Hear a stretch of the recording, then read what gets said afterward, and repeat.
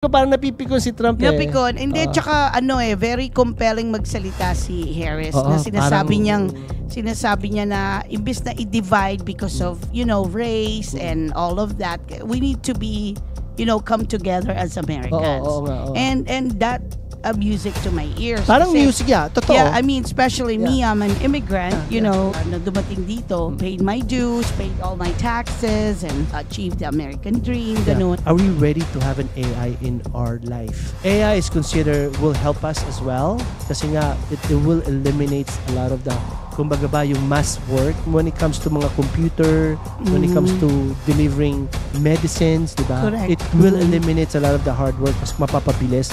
Pero are we ready? Because napakabilis mag-take over ng AI sa buhay ng tao. Mahirap bumili ng pagkain, ang mahal ng bahay, ang mahal ng renta, ang mahal ng insurance. Diyan talaga diba? Yan ang kailangan nilang i-fix. And bring more jobs. Kasi I know a lot of people right now na mga nalilay off, lalo na sa Silicon Valley right now. I mean, we have to be careful kasi we have artificial intelligence. Pinag-aaralan ko pa yung mga plataforma nila. Ako din. And then how it's actually, I'm not just for my personal gain. I want to be more like, maraming matutulungan na marami, sobra. Na kailangan.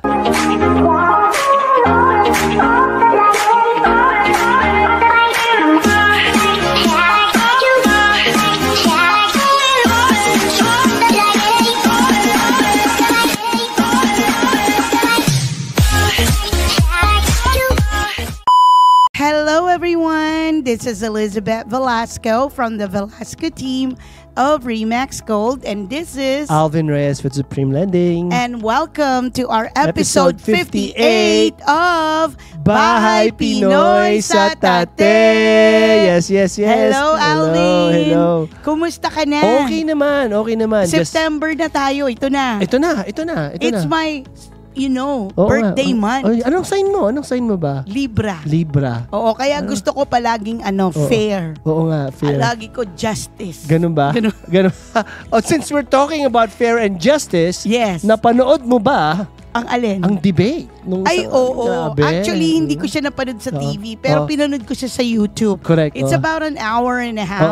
Oo. Kasi gusto kong, I wanna be aware of the current what's events going on, right? What's happening. And I wanna hear yung plataforma nila both and sides. all of that. So very interesting debate. Well, actually, this is much better than the last one. The last one, pero minsan, I feel like may mga questions na hindi nasagot nung candidate. Parang, and then also, minsan parang yung facilitator, parang hindi siya fair. Diba? Ay, diretso yung nakita. Okay, tell me parang about it. Parang feel ko yung facilitator favor dun sa kabila.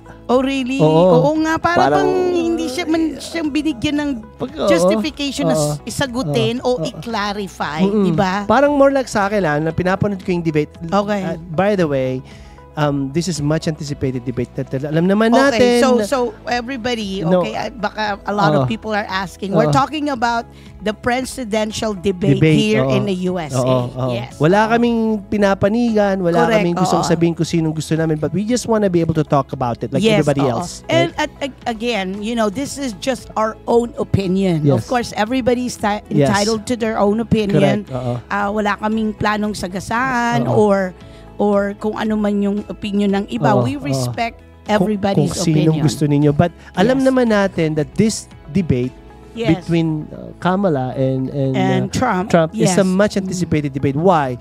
Because alam naman natin that si President Biden was just recently got booted out, sa presidential candidate niya, di ba? Let's talk about that. Hindi ko kasi, I'm not really familiar kung paano ba nanonominate ang presidential candidate. Nice question. So ano ba yan? Automatic ba na ang vice president ang nagiging parang susunod? Okay. How does that one work? Okay. Hindi ko, I'm still not familiar to that process. Unang-una sa presidential candidate, ang unang-una talagang boboto sa mga delegates mo tulad kung Democrat ka, yung buong Democrat, sasabihin ikaw ang magiging presidente. Okay, ikaw magiging leader namin. Hindi lang yung isang isang tao ang mag-i-endorse. Hindi, Kailangan boboto. lahat ng Democratic sa party mo. Okay, boboto paano yun. nangyari yon? Kasi nga, I guess, President Biden dropped out of the race. Yes. So, anong nangyari? He didn't drop out of the race.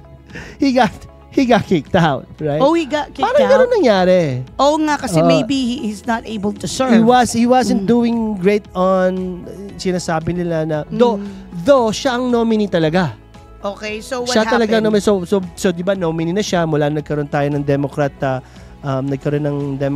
convention, di ba? Yes, oo. Doon sinabi niya na, I'm still gonna run for it, right? Kasi everybody was really voting for him. Okay. Siya ang magiging presidente talaga na nomination. So, nung alam na nila na humihina na ang... Oo. Kaya pinag-usapan natin debate na to kasi nung nag-debate na sila ni Trump, doon na lumabas. Tsaka ni Trump tsaka ni Biden, parang doon lumabas yung mga lahat ng mga hindi dapat. Yung mga, it was accusation in the beginning na parang, nakakalimutan niya na yung sinasabi niya. He was forgetting about what he's talking about. So he parang doesn't know. He's not capable. Oo, parang nagkakaroon siya. Ilang taon na ba yung presidente natin? Ewan ko, mukhang... 80 na ba siya? Or on the 70s or what? Pero sa nakikita kasi, the way he moves, the way he thinks, the way he talk, parang, ewan ko, parang so more than pa siguro. Okay. Hindi ko alam, di ba? Okay. I mean, so now, what's happening? So nangyari, just to give everybody a recap. Okay. So eventually, nung nakita na yung mga, kumaga ba, yung naging mga disastrous yung debate nila, doon lumabas na parang nagkaroon na ng question kung ito ba talaga magiging presidente natin na makakalimutin na, hindi masabing gustong sabihin, hindi niya na masabing gusto niyang sabihin, parang na siya, nabubulol, sluggish na siya. Mm-hmm.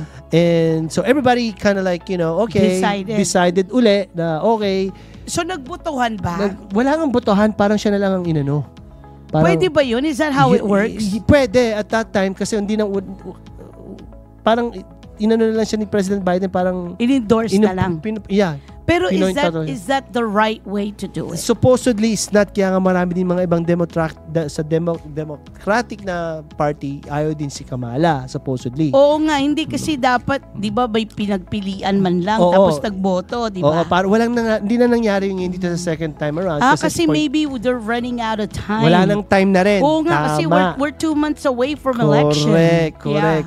So this is a big anticipated debate kasi nga we now have Kamala Harris, as we know, the vice president right now, right?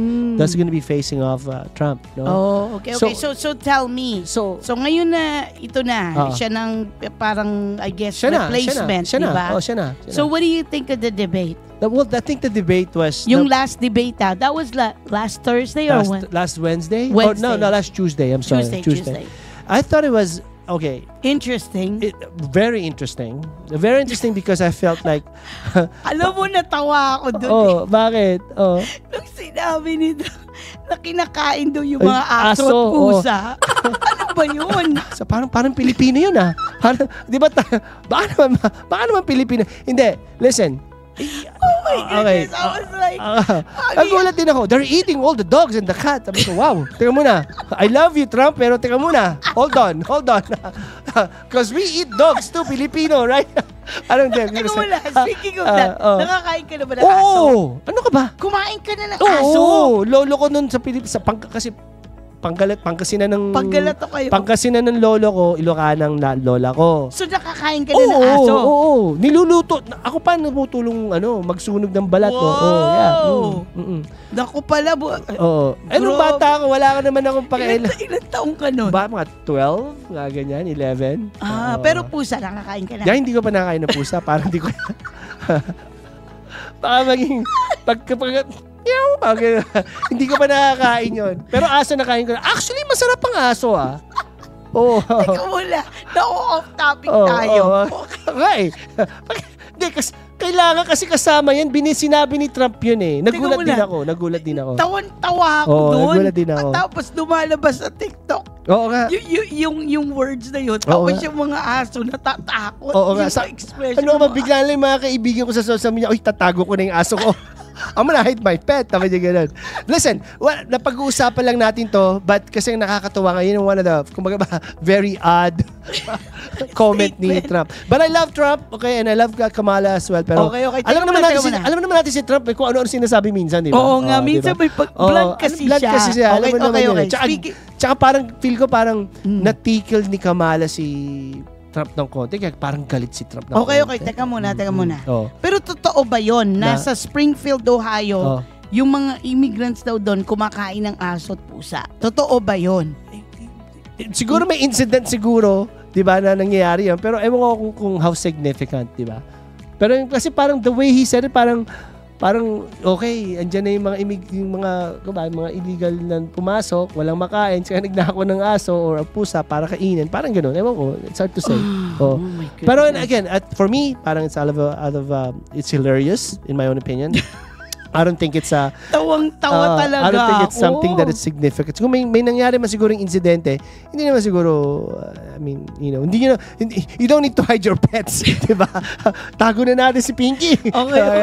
Pero, okay, the rest of the debate, feel ko parang yung facility. Sino palagay mo nanalo? Feel ko lang, wala akong masabing may nanalo o may natalo kasi parang feel ko wala akong nakita sa debate na pwede kong sabihin na pag-usapan talaga yung dapat pag-usapan, which is our current problem and the current issue yan nga rin ang complaint ko kasi feeling ko may mga question na hindi nasagot. Correct. Tapos nauwi sa bickering na para bang nagsusumbatan sila lagi, na they're putting all their dirty laundry na ganito, nagtuturuan. Ako undecided pa rin ako kung sinong gusto ko sa dalawa o kung sino ako. Kasi parang feel ko both side parang they haven't really answered what I want for me to pick which one I want to pick, right? Kasi blunt na ako, diretso na tayo dito, sabihin ko na. Yes. Okay. Sinasabi ni Kamala, okay, pag ako umupo, babaguhin ko to, this thing is gonna be better, this thing is gonna be better, this thing is gonna be better, right? I'm all for that. Let's move forward. Pero sa isip-isip ko rin naman, teka muna, nakaupo ka na dyan within 3 years, 4 years ago. Ba't wala kayong ginawa din? Pero teka muna, remember, wala talaga siyang power. Vice President lang siya. Pero she is part of the policy-making decision. Si Vice President siya, kasama din siya doon. Well, okay. Alam naman natin dito sa Amerika, may balance of power. Tama. Merong Senate, Congress, tapos Presidente, di ba? Minsan kahit gusto rin ng Presidente, kung hindi wala ring enough votes to go through those two, Senate and Congress, hindi rin mangyayari. No, I get it. So this Kaya nga tawag dyan politics. Kailangan marunong kang makisayaw, makisuyo, correct. Kaya nga hindi ako makapag-decide kasi nga both sides, may narinig akong tamang, ano ba to? Ito yung example ko. Yes. Sinasabi nila Kamala's side, their parties, okay, i-stop namin ng immigration sa border. Natin yan, asikusin natin yan, ayusin natin yan, di ba? Okay. Which ako, good. Kasi kailangan naman natin right? Yes. Pero ito naman si Trump, sabi ni Trump, teka muna, but kung aayusin yan, you can actually do it now if you want.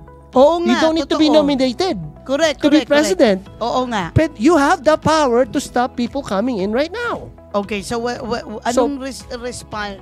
Parang isa nalilito tuloy ako, di ba? Kasi nga, totoo rin naman si Trump. Sinasabi rin naman niya yung totoo na kung gusto niyo talagang baguhin yan, you can do it now kasi meron pa naman kayong time, nakaupo pa rin kayo. Oo nga, isang tawag lang naman yan, di ba? Correct. So, again, meron din akong against, unang-una against ako sa sinasabi ni Trump na kumakain na ng mga asot na pusa yung mga mga illegal, kung sino man yan, di ba? Mali yun, right? Pero ibig ko sabihin, what I'm saying is that medyo nagiging dalawa yung isip ko kasi nga parang minsan nalilito lang talaga ako minsan, very confusing talaga. Okay. Pero other than that, parang feel ko, like I said, in my own opinion, parang wala akong nakuha sa debate that would give me the definite decision making kung sino yung iboboto ko. Kasi maraming topics immigration, that's one, right? The other topic is yung economy. Economy is a big So thing. paano ba nila isasalba? Kasi right now, ang daming mga middle class family or Hirap. even yung anong tawag dito, paycheck to paycheck. Nahirap kasi nga sa sobrang taas ng bilihin. So, how are they gonna able to i-control yung inflation? Totoo yan. So, anong sinagot ng dalawa? Yun nga. So, ako mas feel ko lang, nung sumagot si Trump, parang may mas narinig akong, kumbaga ba, because he's been there, and done it, and I don't know what's your experience in your own end, pero ako, I feel like when Trump was sitting, feel ko parang mas maganda ng konting ekonomiya natin. Yes. Okay. Pero ako, I mean, wala akong pinapaningan sa dalawa. Pero nagustuhan ko yung sagot ni Trump na sinabi niya na made in USA. Yun. Kasi ang dami na ngayong mga trabaho na umaalis na ng Amerika. Dinadala sa Mexico, dinadala sa China. A lot of our being outsourced. Tariffs, di ba yung tariffs, di ba? Malaking bagay yun, ha? Oo nga. I mean, dinadala kung sa iba-ibang parts na talaga lahat. Outsource, di ba? So, ngayon, nawawala ng trabaho ang mga, ang mga Americans, di ba? At tapos sinasabi niya na ang kumukuha na ng trabaho ngayon, itong mga bagong illegal immigrants, di ba? So, I'm still need clarification on that. So, how are they going to fix our economy? Yun nga. Di ba? Yun nga. So, wala nga akong, feel ko lang na parang wala akong, I wasn't satisfied. Pero may second debate No, pinag-iisipan pa. Actually, magiging third debate na. Okay, so kailan yan? Kailangan malaman na natin dahil malapit ng eleksyon. Ito na nga. Kailangan na natin ng clarification. So itong last debate ito, parang the Democrat... Face off. The Democrat parties felt like they won this debate. Yung last debate. Hindi kasi parang I felt parang napikon si Trump, parang feel ko parang napipikon si Trump. Napikon. Hindi, tsaka very compelling magsalita si Harris na sinasabi niya na imbes na i-divide because of, race and all of that, we need to be, come together as Americans. And that music to my ears. Parang kasi, music, totoo. Yeah, I mean, especially me, I'm an immigrant, na dumating dito. Paid my dues, paid all my taxes, and achieve the American dream, ganun. So, I mean, I like that nung sinabi niya yun. Pero at the end of the day, I mean, kailangan natin ng presidente kung sino ang more likely magsosolve ng problema natin to stop where we're heading. Yes. Kasi parang nagiging laughing stock na rin tayo. And let's talk about the main issue talaga. So, kung paano ba nila maisasalba and move us to the right direction? Diba? Yun ang kailangan natin ngayon. Tama. Diba? So, who do you think would do a better job in doing that? I'm gonna be straightforward with everybody. Yes. Okay, hindi naman ako again, this is me. I'm not convincing everyone. Feel ko lang. Proven record. Nung nakaupo si Trump, everything, I felt like inflation was good. The economy was good. We didn't hear any war. There's no problem in the Middle East. Everybody was a little bit, I wouldn't say scared of us, but they we were respected. Yeah. We were hindi naman sinasabing kinakatakutan, pero everybody was, before we do this, let's check in with United States first. Parang gano'n, di ba? Kasi tayong nagpupulis sa buong mundo. Tama. Diba? Parang feel ko, that was accomplished nung nakaupo si Trump. Right? Despite, however, napakaraming kaso ni Trump, di ba? About the mga So, marami kasi. Madami. Kasi isa yun ang nagiging parang problema. Problema din. Kasi mayroon din siyang personal. Hindi magandang track record. Yun. So para bang ang mga mamayan ng American, ang US, parang nagiging questionable yung character niya because of that, di ba? Yun na nga. But sa akin, my own opinion, when he was sitting it was working perfectly. Wala akong nakikitang, like I said, yung naging problema natin for the last 3 years, going to 4 years, the inflation, the border problem, right? The kaguluhan sa all around the nations, we weren't having that nung nakaupo siya. So if you're gonna ask me, Elizabeth, sino more, again, maybe depending on the third debate, pero parang to me right now, nakaka-score yung parang nakaka-score na may pogi point sa akin si Trump. Yun ang mali na masasabi. May pogi points ng konti. Now, Correct. I don't know this third debate if it's gonna happen or not. Correct. Pero I'm not saying I'm 100% Trump. Pero as of now, may pogi points sa akin si Trump. Hindi, okay. The third topic is yung women's rights. Yeah. Okay. Ooh, I mean, this is very, very deep, very Elizabeth. touchy. Kasi kayo, lalaki kayo, di ba? No, though women. I understand the situation and I understand kung ano yung pinaglalaban dito eh. Correct. Kasi, are you pro or pro-choice or are you... Okay. This is me. Again, this is you. But remember, you're not, a woman. Yeah, pero naiintindihan ko yung issue eh. Okay, right? tell me. Based sa naiintindihan ko and based on my own perspective, right? I'm yes and no eh. Okay, why is that? Yes, if they're talking about your health, if they're talking about you dying, di ba? Okay, kung ikamamatay mo at ikasasama mo, right? Then yeah. What about the issue with LGTB? Isa pa yun. Isa pa. So that's a very sensitive and I don't really want to Marami talaga eh. I don't really want to talk about parang gusto ko lang pag-usapan yung talagang pinaka main issue natin. I mean, for me, again, this is just my opinion. Depende kasi ang tao iba-ibang paniniwala, iba-ibang values, ibang religious background, iba-ibang beliefs. So I think at the end of the day, it's up to the person. Tama. Diba? Ganun na lang. It's up to the person. Pero the fact that the government has something to say about it, I mean, parang ano yun? Well, let me get this clear. Yes. When you talk about government has something to say, in what level ba? Hindi kasi 'di ba sabi nila bawal ang abortion. Okay. In what the government cannot, mga things like that. But again, of course, I mean, I believe I have my own beliefs, yes. diba? And of course my religious background and all of that.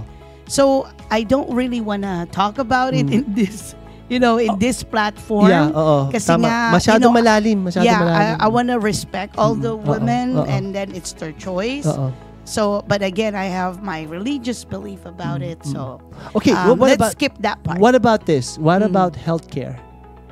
Okay, healthcare. Do you know anything about healthcare? Yes. What they're fighting right now about healthcare? Kasi yung Obamacare daw hindi daw nag-work, lalo daw nag-skyrocket ang health insurance. Kasi malaki yan sa malaking kumbaga this is one of the things that they want to be able to go ahead and fix yung healthcare natin. Now, I just want to get a clarification. My wife is an RN. Yeah, registered nurse. Totoo to, right? Maraming, how do I say this? Maraming mga sakit na hindi naman pala sakit. Na ginagawang sakit. Pwede yun, no? Pwede rin yun. Hindi. Ang isa sa mga complaint kasi is, I guess one of the issue is kung meron kang private, as a person or as gusto mong pumili ng sarili mong doktor, parang dito sa healthcare na kung ano man ang gustong sabihin yata ng Democrat is that isa na lang, parang universal. Tama ba ako doon? Ba? Okay. Parang hindi naman sinasabi kung mawawala yung rights mong pumili or to stick to whoever you okay. So again, kaya nga again, it's a matter of choice, di ba? So dapat may choice ka. I mean, I don't agree to that na sila ang mag-choice ng kung sinong gusto ko doktor. Komportable ka dito. Correct. Dapat ikaw ang magkakaroon ng choice doon. Now, if you wanna pay it out of your pocket, then why not? Pero we're talking about other people that can't afford it. That cannot afford it. So wala silang access sa pinakamagaling na doktor. Wala silang access sa pinakamagaling na gamot.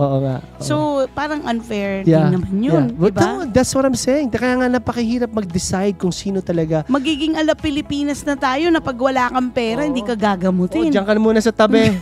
Diba? Unahin muna yung may pera. Totoo yan! Diba? Totoo yan, guys. I mean, that's a very like comprehensive totoo and very... Yan. Pera-pera, diba? Yeah. Ang tawag dito I need more answers. Yeah, that's what I'm saying. We need more clarification. Kailangan nating alamin. And they need to articulate it more and elaborate it to us more. But so far, like I said, I'm not promoting anything. Pogi points-wise, parang maraming pogi points sa akin si Trump. Dahil, proven. Yun lang ako. Proven na. Oo, kasi nga nung umupo siya, parang, you know. Okay, but you gotta remember, bago umupo si Trump, remember? Si Obama. Hindi pa siya proven nun. Oo. Sino bang kalaban niya nun? Si Obama? No, it was another guy. I forgot. Si Hillary yata eh. Hillary, diba? Si Hillary, tinalo. So, hindi pa rin siya proven nun. Yeah, correct. Diba? So, how come this person to be honest with you, is not proven and why we can't have a chance for her? At that time, binoto ko si Hillary, hindi si Trump. Oh, okay. Totoo yan. Okay. Gotcha. So, I'm not being Trump talaga all the way, okay? I'm more in proven records, di ba? Doon ako. Kung sino yung nag-work, doon ako kung may proven history ka. Ako, wala pa.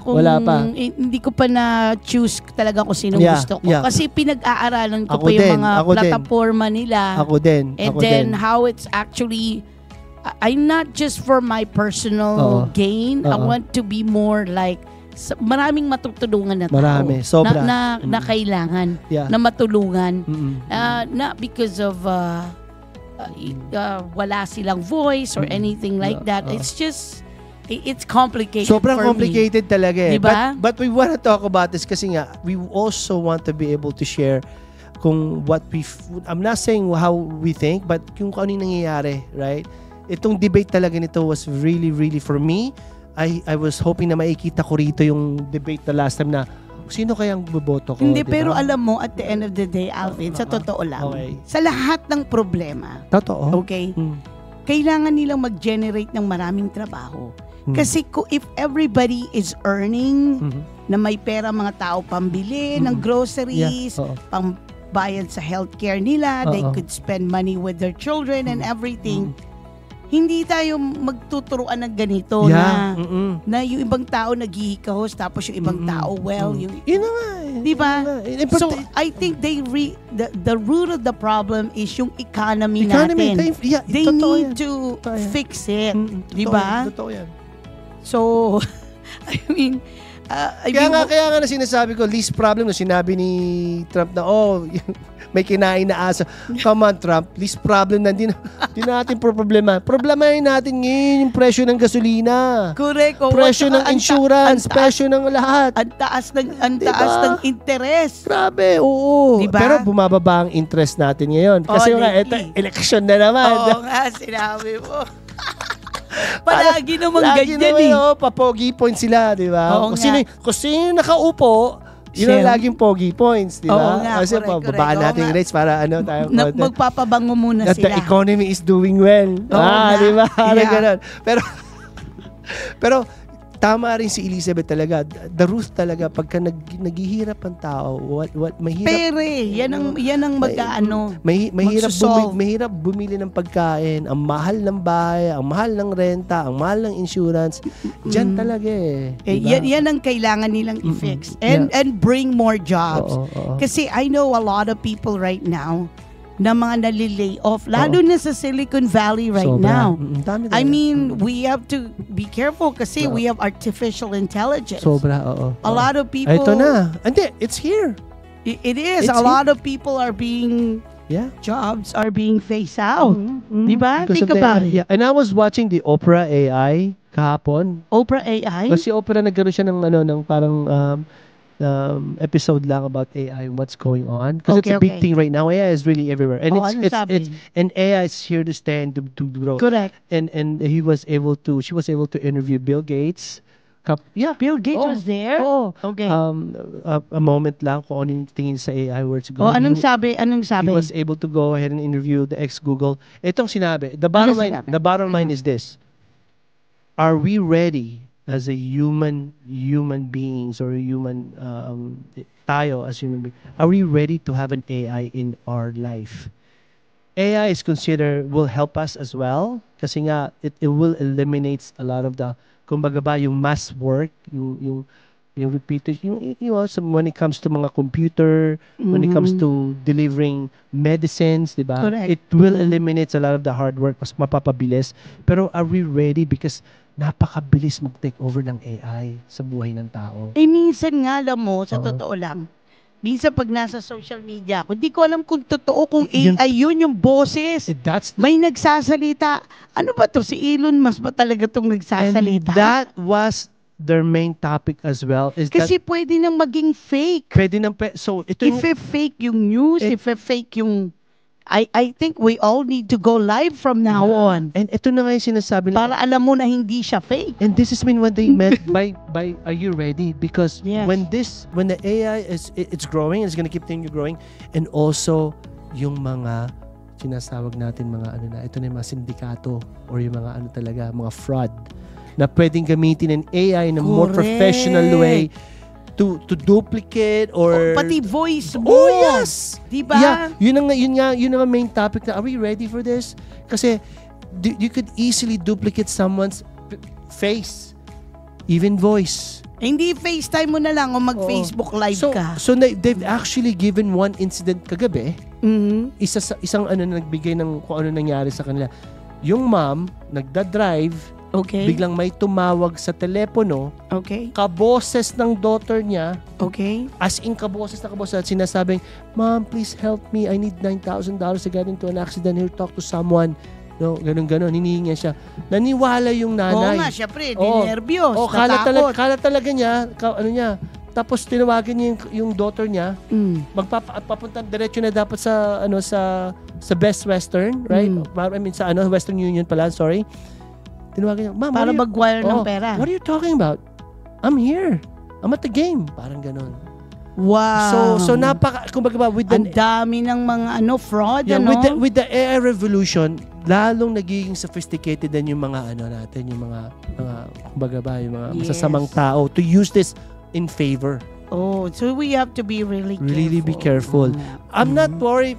It's not because of AI taking over as a human being na makaring kukontrolin tayo. Hindi yon. They're more in talaga sa mga cyber attack, mga ganyan, sa mga talaga. Hindi. I know subtitle companies that actually got hacked. Totoo. Na kailangan nilang magbayad for ransom para i-release yung account nila. Yeah. It happened. Yeah. So bumalik tayo dito sa debate natin. Yeah, let's speak of that. So I think talaga, in my opinion, Elizabeth, the person who's gonna be winning, I think it's gonna be a tight race. Yeah, it's gonna be a tight race, pero ito very important talaga kung sinong mananalo dito. Kasi this is the era that I believe that we're shifting to another era of technology. Technology. And then we're also like on a critical part ng America right now. Yeah. Kasi with all these wars going on, di ba? Not only that, di ba? Also money. Oo nga. Kasi andyan na ang crypto. Andyan na ang mga Bitcoin. So it's correct. Marami, nandito yung shifting when it comes to money, kumbaga ba sa money future, kung anong magiging dollar. Diba? Oo nga. Kasi right now, ang universal currency is still dollar, right? Pero they're now slowly talking about, correct. Ito na yung crypto, ito na yung tinatawag nating blockchain na tinatawag na. Oo nga, correct. So kung sinong uupo dito will be a big, kumbaga ba, it's a huge shift, and dapat talaga meron tayong magaling na presidente. Yeah, pero ang ano ko lang is sana kung itong election na to maging proper at matiwasay, na hindi tayo magkaroon ng kaguluhan ng katulad nung nangyari noon na the last time, yun pa, diba, sumugod sa Capitol, di ba? Oo nga. We don't want that. So I think let's do it like proper way. And then of course for every one of you, I mean, we need to hear your voice. You need to vote. Kasi this is your civic duties na tinatawag, di ba? Tama. Di ba? Ikaw, bumoboto ka ba taon-taon? Siyempre, kailangan eh. Okay, well, that's good. At least inamin ko naman sa inyo. Sabi ko nga, si Hillary Trump before, binoto ko si Hillary. Di ba? Okay, right? Okay, that's good. Pero ito lang talaga yung, this one talaga, kailangan ko talaga more clarification, more, kung pwede pang may third debate, mas maganda. That would probably, pero, ano naman masasabi mo kasi itong isang natin, yung nagraran ng race, merong problema sa diversity. Ano naman ang masasabi mo dyan? Kasi parang, notorious siya na, alam mo na, pagdating sa ibang kultura. Well, for us, Filipino-Americans, what do you think will be? First of all, for me, parang, hindi ko pa, kumbaga ba, hindi pa ako convinced na talagang ganun siya eh. I haven't really... So do you think it's being, taken out of context dahil yung social media, blow up? Parang feel ko lang, hindi naman... Ini-exaggerate? Parang ganun, oo. You think so? Kasi marami din naman sinasabi, narinig ko lang to marami din naman people who actually works around him. Anong narinig mo? Sabi lang, there was never that. And remember, he owns a lot of hotels. Correct. And even the worker itself, so he's not like that. He talks to everyone. He's very nice to everyone. Pero ano yung sinabi nung isang candidate na yun nga, na yung doon daw sa New York City apartments na may mga binit up sila at nilagay sa newspaper. What is that?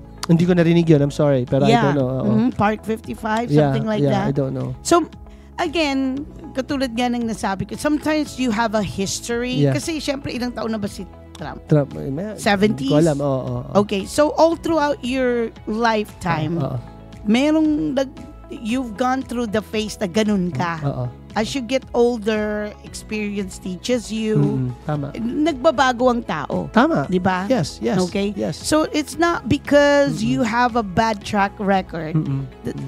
I mean, tendency, science says, more likely yun ang probability. Pero at the end of the day, ang tao po pwedeng magbago. Sa akin kasi talaga, who could do the job well eh. It doesn't matter kung anong alam mo yun? Parang, di ba? Parang who could actually do the job? Hindi. Okay, I'll give you an example. Di ba, okay, si Duterte sa Pilipinas. Okay. Di ba, ang gulo-gulo nun sa Pilipinas. Totoo yan. Tapos, umupo siya. Naging super stricto. Pinagpapatay yung mga pusher, mga drug addict, mga ganun-ganon. Kasi minsan pagpasaway ang mga tao, kailangan ng matapang na presidente. Kailangan mo maging mali para maging tama eh. What do you mean by that? Hindi ko gets Pag sinabi kasing mali, meaning kailangan mo minsan maging, kumbaga ba, you really have to be out of your comfort zone. Like tough? Tough talaga, na pamis talaga. Or you do things unconventional? Unconventional, kailangan na minsan eh. Di ba? Because that's what would it take. Parang ganito. Bakit mo papaluin yung anak mo minsan? Papaluin mo. Di ba? Mali yun eh. Sinasaktan mo. Pero it works kasi kailangan mo minsan gawin talaga yun eh. Kailangan. Kailangan talaga eh. Di ba? Hindi mo sabi, uy, stop ka na dyan ha. Hindi pwedeng ganun yun, di ba? Kailangan talaga, stop ka na kundi ganito. Kasi diba? Pangangailangan. Oo. Parang ganun si Duterte. Pero agree ba ako sa mga ibang, I'm sure may marami ding maling patayan? Oo diba? Nga, tsaka hindi lang yun. Di ba nasangkot siya mismo ang nagpapasok sa mga pogo, sabi? Yung totoo. Nalaman mo yan ha? Pero because alam niya, yung pogo in the beginning was gonna create a lot of jobs, pero hindi niya alam na ganun pala ang sistema. Ganun pala ang hidden agenda nila. Tama yung proposed na ganito yung mangyayari, maraming trabaho, it's great. Pero hindi pala yun. Diba? Correct. Kaya nga mahirap maghusga. Mahirap talaga maghusga. Kasi hanggang hindi mo alam talaga kung anong Tanungin mo ako. Ikaw. Okay, what is it gonna take for me to say that si Trump ay isang racist? Diba? What is it gonna take, right? What would it take? Kailangan nakasuot siya ng yung KKK na alam mo yung may butas. Pag siya nagsutas, sabi ko talaga, talaga, ganon. Sigurado. Pero sa ngayon, hindi ko pwedeng sabihin racist. That's what's gonna take for me to say Trump is a racist. Kaya nakasuot mo na siya ng KKK na Pero teka muna. Ano? I mean, hindi mo ba napapanood sa social media yung mga incident niya? Hindi ko napapanood eh. Hindi mo napapanood? Hanapin mo, marami. I'm gonna dig into it. Pero for me, bago mo sabihin yan si kaya nakasuot muna siya nung Kasi, diba? I mean, I don't know what to say. Kailangan muna may significant evidence na talagang sabihin mong gano'n. Okay. Ito naman yung isang candidate. Magandang track record niya, in fairness. Nga. Graduate siya ng UC Berkeley. Ay, listen. I mean, maski sumaklaw siya sa Oakland District Attorney Office. Maski ba ikaw na yung top notch, pero prove the records. Ano yung nagawa mo? Hindi kasi ganito, ang presidente kasi dapat magaling yan mag-politics. Yeah. Politics, it means kailangan magaling ka makisama kasi kukunin mo yung mga loob ng mga kailangan bumoto para mapasa ang bill. Kaya nga sila nanalo ng last term, di ba? Remember, kaya nga sila nakaupo ngayon eh. Because they know politics. Yeah, tinalo nila sa Trump. Yeah. Tama? Oo. Yun ang kailangan. Kaya nga. Kasi kung makikipag-deal ka sa mga iba-ibang mundo para hindi maggera, ganito. Kasi parang you rub my back, I rub your back. Parang ganun, di ba? At saka ang daming baligtaran, ang daming, solutan, ang maraming mga behind closed door, ang dami-daming. Kaya nga tawag, politics is dirty. Well, ito na tayo ngayon. Since now we have about 1 minute left again. Yes. We want to talk about this because I believe that we're gonna have a third debate. Sana. Okay. Which will make, for me, sana makita ko yung gusto kong answers for both. At will make for me to kung sino yung pipiliin ko. Right? Okay? Now, I'm sure you are still 50-50 or not. No, hindi pa ako convinced sa dalawa. I need to learn more. Learn more. Yes. Yeah. May mga plataforma sila na gusto ko doon sa kabila. Both sides, at saka sa kabila. Pero hindi pa ako convinced. Okay? Kung sinong gusto ko. Yan. Yes. Guys, meron kayong comments, let us know. Andito kami. We want to talk about it. Yes. Ano bang palagay ninyo? Ano bang opinion nyo dun sa dalawa? Maybe you can convince me kung sino talaga, di ba? Yes. I wanna hear you. I wanna hear your voice. Correct. At the end of the day, everybody needs to vote because that's your voice. That's your civic duties. Yes. And I hope na itong darating na halalan maging proper, maging matino at tahimik. Because at the end of the day, we just want, a president na could lead us to the future, di ba? Yes, and will make our economy better. That is for sure. Yes. Right. So okay, guys. there you have it. Thank you so much for tuning in at Bye Pinoy sa Tate. Boto na kayo. Okay, Bye-bye. thank you everyone. Bye-bye.